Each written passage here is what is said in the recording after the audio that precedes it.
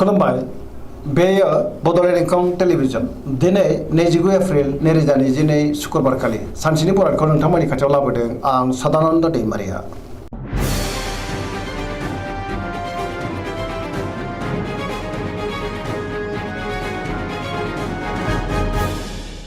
सिगां फरायनो लादों मेष राशि गिबि हांखो अ ल दिनैनि साना मोजां आरो गाज्रिनि गेजेरजों बाबेनलांगोन। सोरबा सुथुरनि गाज्रि नोजोर गोग्लैनो हागौ। सोरजोंबा नांलाय खमलाय एबा एना एनिबो जानो हागौ। दान्थे बिदान्थेयाव बाहागो लायैआनो गाहाम। गुबुनजों बाङाय बुंनायानो गाहाम। मावनो लानाय खामानिखौ मावफुंनो हागोन। गोसोखौ जोबोर गोजोननायबो मोनगोन। देहाया मोजाङै थागोन। अब्लाबो नाथाय जानाय लोंनायाव सांग्रां जानांगोन। बहानिफ्रायबा मोजां खौरांबो फैनो हागौ। रांखावरियाव जोबोर मोजां। गोबां धोन आरजिनोबो हागोन। आयाबो बांगोन। बेफार फालांगियाव मोजां होनजायो। सोरबा लोगोनि हेफाजाबखौ मोननो हागोन। न'खराव बिसि फिसायनि गेजेराव एना एनिबो फैनो हागौ। सांग्रां जानाया गाहाम। नाथाय अब्लाबो बिमा बिफानि अननायखौ मोनगोन। गुबुननि गोसोखौ बोनो गोब्राब जागोन। समाजाव मान मोननो हागोन। लाइमोनफ्रा मोजां खौरां मोननो हागौ। गोसोआबो दिनै रमान्टिक जागोन। फरायसाफ्रा फरायनायाव गोसो दुंखांगोन आरो मोजां फिथाइ मोननोबो हागोन।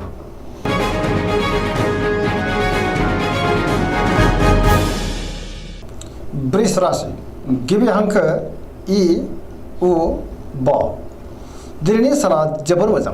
गोसोखौ दिनै जोबोर गोजोननाय मोनगोन। गोसोनि बोलोआबो बांगोन। मावनो लानाय खामानिखौ थि समावनो मावफुंनो हागोन। सिगांनि बबेबा आद्रा खामानिखौबो दिनै मावफुंनो हागोन। समाजावबो मान मोनगोन।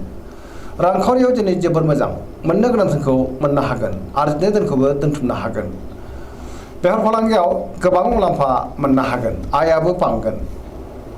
न'खराव दिनै बिसि फिसायनि गेजेराव अननानै फैगोन। बिदा फंबायजों मोजां सोमोन्दो थागोन। बिमा बिफानि अननाय आरो बोरखौ मोननो हागोन। देहाया मोजाङै थागोन। अब्लाबो नाथाय जानाय लोंनायाव सांग्रां जानांगोन। गुबुननि हेफाजाबखौ मोननो हागोन। जायखि खामानि मावानो मोनफ्रोमबो खामानियावनो दिनै जाफुंसारगोन आरो मावफुंनो हागोन। सोरबा लोगोनि अननाय आरो अनसायनाय मोनगोन। गोसोनि साननायफ्रा जाफुंगोन। पजिटिभ एनार्जिनि गोहोमबो गोग्लैगोन। लाइमोनफोरनि गोसोआ दिनै जोबोर रमान्टिक जागोन आरो गोसोनि साननायफोरखौ फोरमायलायनोबो हागोन। पजिटिभ एनार्जिनि गोहोमबो गोग्लैगोन। धोरोमारि बिथिङावबो दिनै गोसो दुंखांगोन।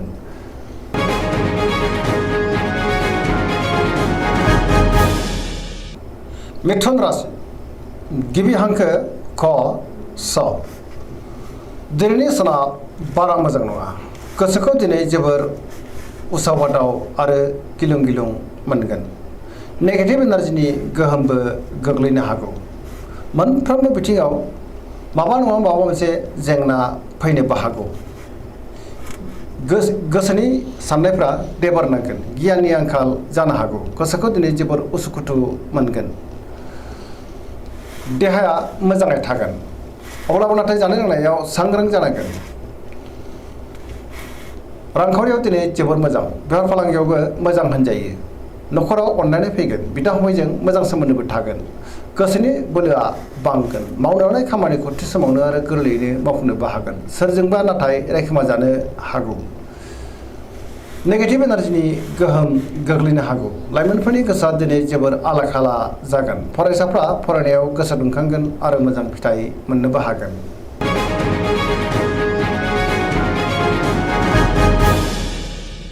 कर्कट राशि गिबि हांखो ड ह दिनैनि साना जोबोर मोजां। गोसोखौ जोबोर गोजोननाय मोनगोन। सोरबा लोगोजों बाख्नाय जानोबो हागौ। गोसोनि साननायफ्रा जाफुंगोन। गोसोआव पजिटिभ साननाय फैगोन। मावनो लानाय खामानिखौ थि समावनो आरो गोरलैयैनो मावफुंनोबो हागोन। नाथाय अब्लाबो माबा नङा माबा मोनसे हेंथा फैनोबो हागौ। रांखावरियाव जोबोर मोजां। बेफार फालांगियावबो जोबोर मोजां होनजायो। न'खरावबो अननानै फैगोन। समाजावबो लोगो लेवा बांनो हागौ। देहाया मोजाङै थागोन। गुबुननि हेफाजाबखौबो मोननो हागोन। फरायसाफ्रा फरायनायाव गोसो दुंखांगोन आरो मोजां फिथाइ मोनगोन। लाइमोनफ्रा बहानिफ्रायबा मोजां खौरां मोननो हागौ आरो गोसोनि साननायखौ फोरमायलायनोबो हागोन। पजिटिभ एनार्जिनि गोहोमबो गोग्लैगोन।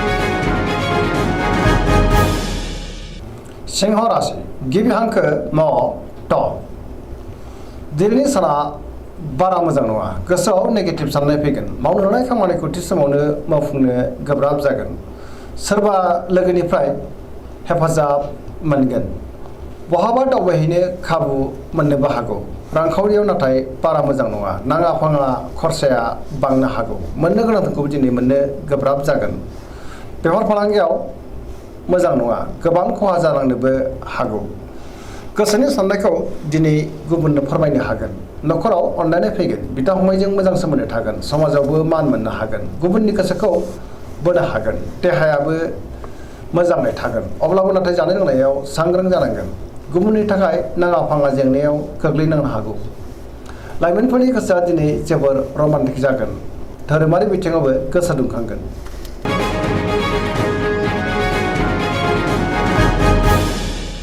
कन्या राशि गिबि हांखो प ट दिनैनि साना जोबोर मोजां गोसोआव बोलो बांगोन गोदान खामानिखौ जागायनो हागोन गोसोआव पजिटिभ साननाय फैगोन गोथों आरो गोग्गो साननो रोंगोन गियाननि आंखाल जानाय नङा मोनफ्रोमबो खामानियावनो दिनै मोजाङैनो मावफुंनो हागोन आरो जाफुंसारगोन रांखावरियाव दिनै जोबोर मोजां बेफार फालांगियावबो जोबोर मोजां मोनजायो देहायाबो मोजाङैनो थागोन न'खराव बिसि फिसायनि गेजेराव अनलायनाय फैगोन बिदा फंबायनि हेफाजाबखौबो मोननो हागोन गोसोखौ जोबोर गोजोननाय मोनगोन पजिटिभ एनार्जिनि गोहोमबो गोग्लैगोन लाइमोनफोरा जोबोर रमान्टिक जागोन आरो गावबा गावनि गोसोनि साननायखौ फोरमायलायनोबो हागोन फरायसाफ्राबो फरायनायाव गोसो दुंखांगोन पजिटिभ एनार्जिनि गोहोम गोग्लैगोन आरो जेरावबो जाफुंसारनो हागोन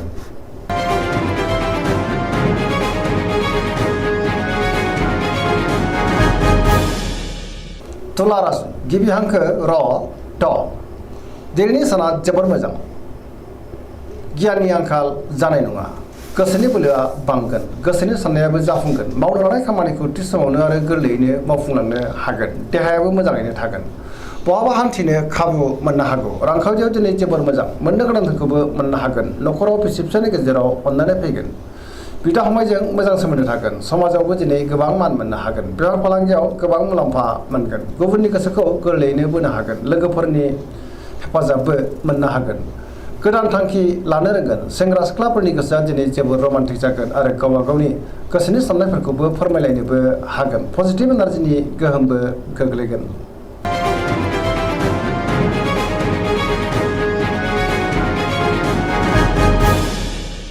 वृश्चिक राशि गिबि हांखो न स दिनैनि साना जोबोर मोजां पजिटिभ एनार्जिनि गोहोम गोग्लैगोन समाजावबो लोगो लेवा बांगोन सोरबा गोजाम लोगोजों बहाबा लोगो मोननानै गोसोखौ दिनै जोबोर गोजोननाय मोनगोन गोसोआव गोग्गो आरो गोथों साननाय फैगोन पजिटिभ साननो रोंगोन मावनो लानाय खामानिखौ थि समावनो आरो गोरलैयैनो मावफुंनोबो हागोन गुबुननिफ्राय थोजासे हेफाजाबखौ मोननो हागोन गोसोनि साननायफोरा जाफुंगोन गोसोनि बोलोआबो बांगोन समाजावबो दिनै बयजोंबो अनजागोन आरो अनसायजागोन न'खराव अनलायनाय फैगोन बिमा बिफानि अननाय आरो बोरखौ मोननो हागोन जायखि खामानि मावानो मोनफ्रोमबो खामानिखौनो दिनै मावफुंलांनो हागोन रांखावरियाव मोजां नाथाय अब्लाबो खरसायाबो बांगोन बेफार फालांगियावबो मोजां होनजायो देहायाबो मोजाङैनो थागोन गुबुननि थाखाय गोबां मोजां खामानि मावनानै होनोबो हागोन लाइमोनफोरनि गोसोआ दिनै जोबोर रमान्टिक जागोन आरो गोसोनि साननायखौ फोरमायलायनोबो हागोन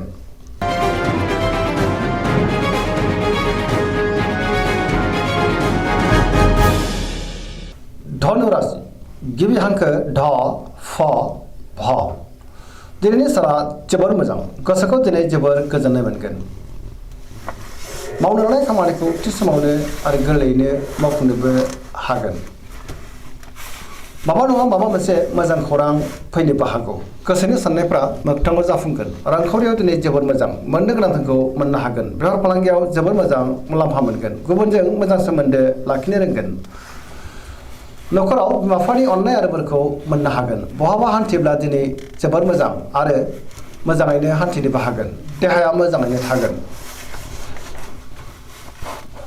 बहानिफ्रायबा हरखाबै मोजां खौरां फैनोबो हागौ पजिटिभ एनार्जिनि गोहोमबो गोग्लैगोन लाइमोनफोरनि गोसोआ दिनै जोबोर रमान्टिक जागोन आरो गोसोनि साननायखौ फोरमायलायनोबो हागोन धोरोमारि बिथिङावबो दिनै गोसो दुंखांगोन फरायसाफ्रा फरायनायाव गोसो दुंखांगोन आरो मोजां फिथाइ मोननोबो हागोन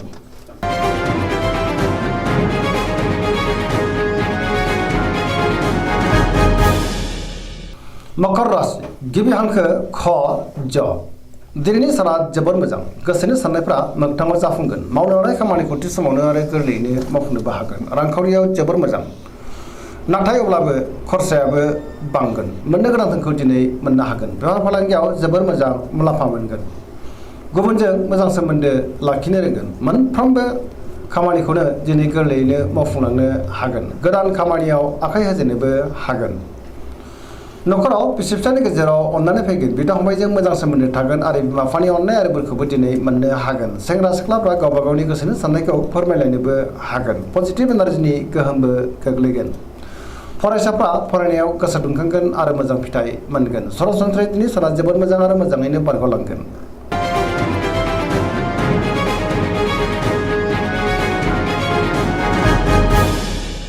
कुम्भ राशि गिबि हांखो ग स दिनैनि साना जोबोर मोजां गोसोखौ जोबोर गोजोननाय मोनगोन मावनो लानाय खामानिखौ थि समावनो आरो गोरलैयैनो मावफुंनोबो हागोन बहानिफ्रायबा मोजां खौरां फैनोबो हागौ गुबुनजों मोजां सोमोन्दो लाखिनो रोंगोन समाजावबो मान मोननो हागोन गोबां मुंदांखा सुबुंजों दिनै लोगो मोनज्लायनोबो हागौ रांखावरियावबो जोबोर मोजां होनजायो बहानिफ्रायबा गोबां धोन मोननो हागोन आरो आरजिनोबो हागोन बेफार फालांगियावबो मोजां मुलाम्फा मोनगोन आयाबो बांगोन देहाया मोजाङै थागोन अब्लाबो नाथाय जानाय लोंनायाव सांग्रां जानांगोन न'खराव दिनै अनलायनाय फैगोन गुबुनजों मोजां सोमोन्दो लाखिनो रोंगोन आरो बिसोरनि हेफाजाबखौबो मोननो हागोन बिमा बिफानि अननाय आरो बोरखौबो मोनगोन बहाबा हान्थिनो खाबु मोनगोन आरो मोजाङैनो हान्थिनोबो हागोन पजिटिभ एनार्जिनि गोहोमबो गोग्लैगोन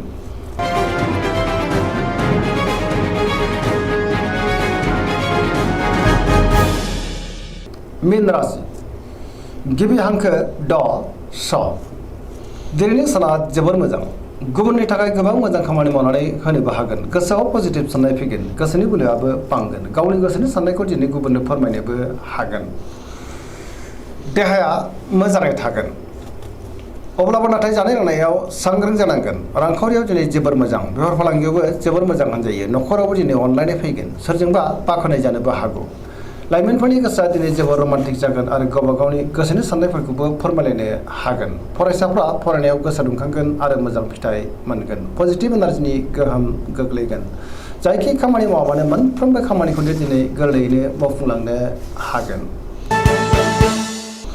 दिनैनि राशि फरायनाया एसेनोसै जोबनायाव बेखौनो खावलायो जाहाथे नोंथांमोना सानफ्रामबो जोंनि बे बड'लेण्ड इंखं टेलिभिजनखौ नायबाय थायो आरो साबस्क्राइब खालामो लोगोसे लाइक खालामो आरो शेयार खालामो एसेनोसै गोजोन्थों